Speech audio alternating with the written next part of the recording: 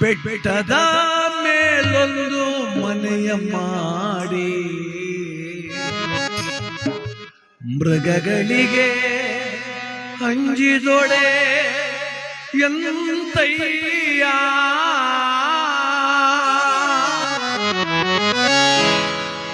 ಬೆಟ್ಟದ ಮೇಲೊಂದು ಮನೆಯ ಮಾಡಿ ಮೃಗಗಳಿಗೆ ಅಂಜಿದೊಡೆ ಎಂತಯ್ಯ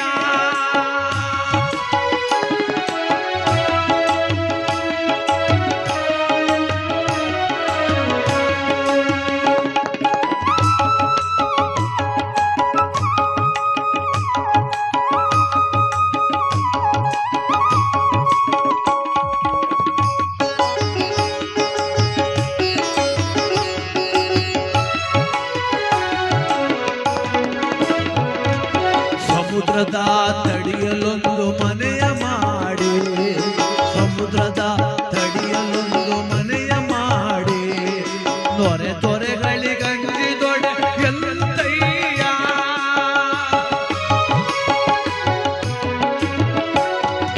ಸಮುದ್ರದ ತಡಿಯಲೊಂದು ಮನೆಯ ಮಾಡಿ ನೊರೆ ತೊರೆಗಳಿಗಂಜಿದೊಡೆ ಎಂತಯ್ಯ ಬೆಟ್ಟದ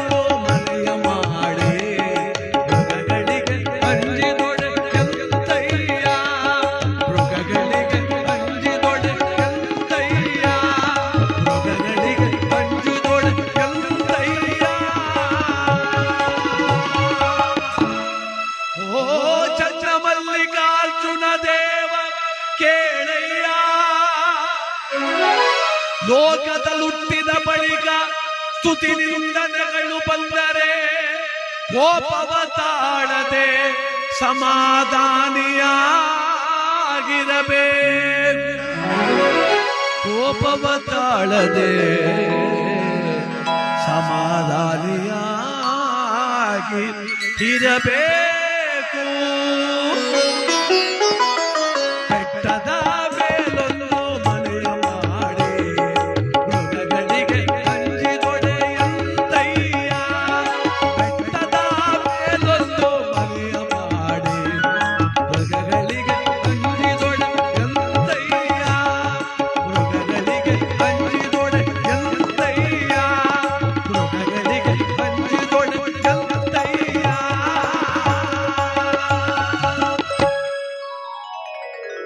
ಅಕ್ಕ ಮಹಾದೇವಿಯವರ ವಚನದ ಅರ್ಥ ಏನು ಗೊತ್ತಾ ಬಂಧುಗಳೇ? ಜಗತ್ತನ್ನು ಮೇಲೆ ಬೈಯೂರವ್ರೆ, ಹೊಗಳೂರವ್ರೆ, ತೆಗಳೂರವ್ರೆ, ದ್ವೇಷ ಮಾಡುವರವ್ರೆ, ಹೆದರ್ಕೋಬಾರ್ದು. ಈ ಪ್ರಪಂಚ ಮನಸ್ಸಿನಾಗ ಹುಟ್ಟುಬಿಟ್ಟಿವಿ ನಾವು. ನಮಗೆಲ್ಲ ಕ್ರೋಧ, ಕೋಪ ಅಲ್ಲ. ಎಮ್ಮೆದನಕ್ಕೆ ಕೋಪ ಬರ್ತದೆ, ಕುಸ್ತಿ ಆಗ್ಬಿಡ್ತವನ್ಗಳಿಗೆ. ಹೆಂಗ್ ಕುಸ್ತಿ ಆಡ್ತವೆ ಅಂದ್ರೆ ಎಳೆದು ಸಾಕಾಯ್ತದೆ. ಕ್ರೋಧ ಇಲ್ಲ ಅವಕ್ಕೆ. ಮಾರಣೆಗೆಲ್ಲ ಸ್ಕೆಚ್ ಹಾಕ ಕೂತಿಲ್ಲ ಅವು. ನಿನ್ನೆ ಕುಸ್ತಿ ಆಡ್ದೆ ಅವನು ಸುಮ್ಮನೆ ಐತಿರ್ತಾವ ಮಾರಣೆಗೆ. ನಾವು ಹಂಗಲ್ಲ, ನಮಗ್ ಕ್ರೋಧ ಜಾಸ್ತಿ. ಕೋಪ ಬಂದ್ರು ಬರ್ಲಿ, ಕ್ರೋಧ ಬರಬಾರ್ದು. ಮಹಾಭಾರತದಲ್ಲಿ ಭೀಮನಿಗಿದ್ದದ್ದು ಕೋಪ, ದುರ್ಯೋಧನನಿಗಿದ್ದದ್ದು ಕ್ರೋಧ. ಅದಕ್ಕೆ ಭೀಮನ್ನ ದೇವರು ಅಂದ್ಬಿಟ್ಟು ದುರ್ಯೋಧನನ್ನ ಕೆಟ್ಟವನು ಒಂದು. ಭೀಮನಿಗೆ ಯಾಕೆ ಕೋಪ ಬಂತು? ನನ್ನ ಮಡದಿ ಸರಿಗೆ ಎಳೆದ್ರಲ್ಲ, ಇವ್ರು ಬಿಡಬಾರ್ದು. ದುರ್ಯೋಧನನಿಗೇನು ಹೊಟ್ಟೆ ಕಿಚ್ಚು? ಎಲ್ಲರೂ ಪಾಂಡವ್ರನ್ನೇ ಹೊಗಳುತ್ತಾರಲ್ಲ, ಏನ ಮಾಡಿ ಅವ್ರ ಮಾನ ಕಳಿಬೇಕು ಅಂತ. ಅದಕ್ಕೆ ಕೋಪ ಬರ್ತದೆ, ಎಲ್ರಿಗೂ ಬರ್ತದೆ. ಬಹಳ ಜನ ನೋಡಿ ಸಿಟ್ಟಲ್ಲಿ ಎರಡು ಮಾತಾಡ್ಬಿಡ್ತಾರೆ, 5 ನಿಮಿಷ ಬಿಟ್ಕೊಂಡು ಅವರೇ ನಮ್ಮ ಮಾತಾಡಿಸ್ತಾರೆ. ಅವ್ರಿಗೆ ಮನಸ್ಸು ನೊಂದು ಬಿಡುತ್ತದೆ. ಆದರೆ ಕ್ರೋಧ ಅದೆಲ್ಲ ಅದಾಗಬಾರದು. ಜಗಳಾಡೋರ ಜೊತೆಲಿ ಬಾಳ್ಬೋದು, ಈ ಮುನ್ಸ್ಕೋರ್ ಜೊತೆಲಿ ಬಾಳಕ್ಕಾಗೋದಿಲ್ಲ. ಮನೆಯೊಳಗೆ ಮುನ್ಸ್ಕೋತಾರೆ ಕೆಲವರು, ಇಟ್ಬಿಟ್ಬಿಟ್ಟು ಮನೆಗೆ ಬಿಡ್ದು ರೂಮಲ್ಲಿ. ಏನಪ್ಪ ಈ ಹಿಂಸೆ ಅನ್ನಿಸ್ತದೆ. ಆಡಿದ್ರೆ ಜಗಳ ಆಡ್ಬಿಡು 10 ನಿಮಿಷ, ಸುಮ್ಮನೆ ಇದ್ಬಿಡು ಅಂತ ನೋಡಿ. ಅದಕ್ಕೆ ನಮ್ಮ ಪೂರ್ವಿಕರು ಕಥೆಗಳ ಮೂಲಕ ಹಲವಾರು ಉದಾಹರಣೆಗಳನ್ನು ಕೊಟ್ಟರು. ಹಿಂಗಿರ್ಬೇಕು ಮನುಷ್ಯ, ಹಿಂಗ್ ಬಾಳ್ಬೇಕು.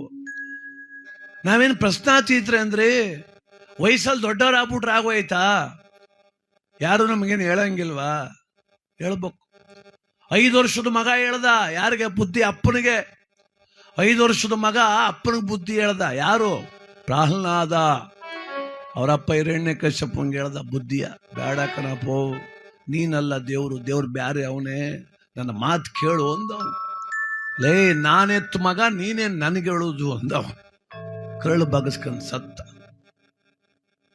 ಒಡ ಹುಟ್ಟಿದ ತಮ್ಮ ಅಣ್ಣನಿಗೆ ಒಳ್ಳೆ ಬುದ್ಧಿ ಮಾತು ಹೇಳ್ದ. ಯಾರು? ವಿಭೀಷಣ. ರಾವಣನಿಗೆ ಹೇಳ್ದ, ಬೇಡ ಅಣ್ಣ, ಸೀತೆ ಒತ್ಕ ಬಂದ್ ತಪ್ಪಲ್ವೇನೋ, ಇನ್ನೊಬ್ರ ಹೆಡ್ತಿ ಕತ್ಕ ಬಂದಿದ್ಯಲ್ಲ, ಸರಿಯಾ ಇದು? ಧರ್ಮನ ಇದು? ಬಿಟ್ಬಿಡು ಅಂದ.